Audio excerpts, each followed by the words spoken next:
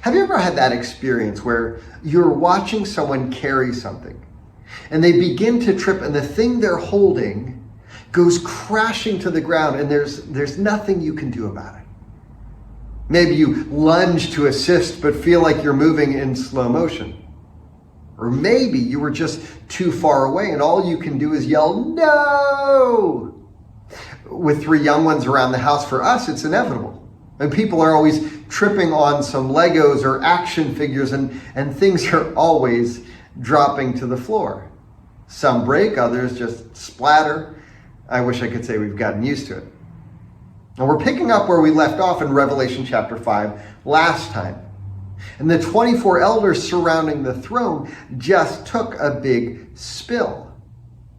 Earlier in chapter 4, we were told these elders fell and laid their crowns on the ground. Now John tells us of a similar response. And when he, the Lamb, had taken the scroll, the 4 living creatures and 24 elders fell down before the Lamb. Each one had a harp, and they were holding golden bowls full of incense, which are the prayers of God's people. They fell.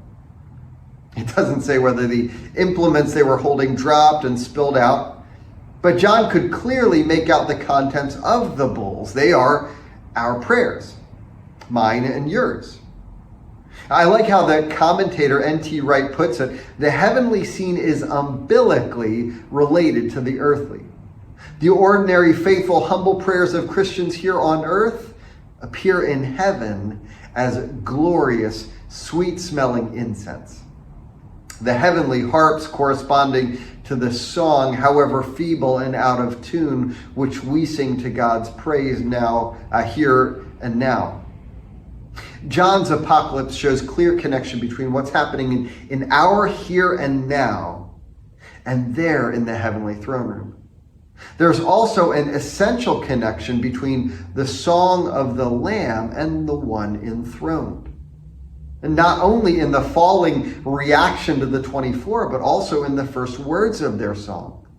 As God was declared worthy in chapter 4, verse 11, so here in 5, verse 9, we're told, and they sang a new song, saying, "You are worthy to take the scroll and to open its seals, because you were slain, and with your blood you purchased for God persons from every tribe and language and people and nation.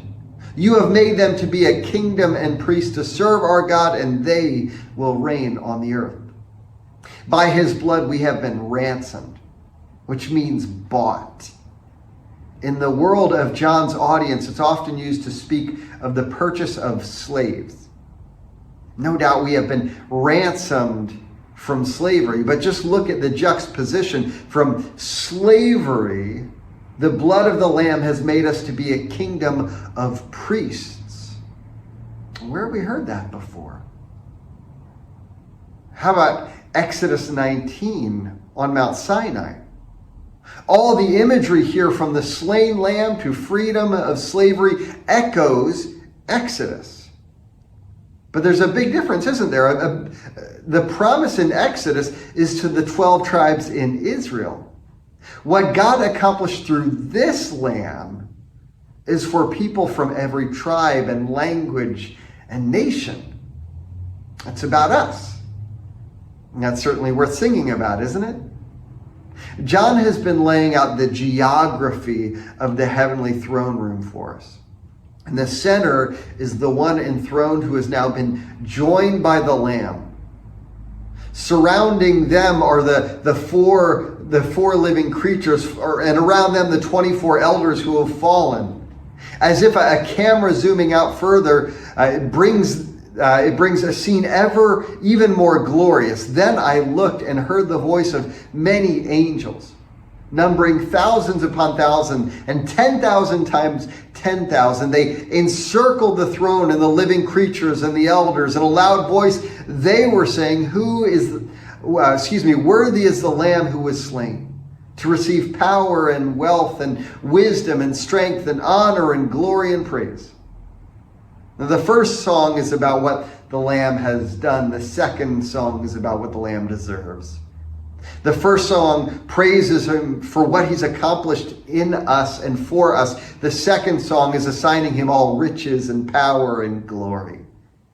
Now, may we be a people who rightly praise him for what he has done for us, but also magnify his name for who he is.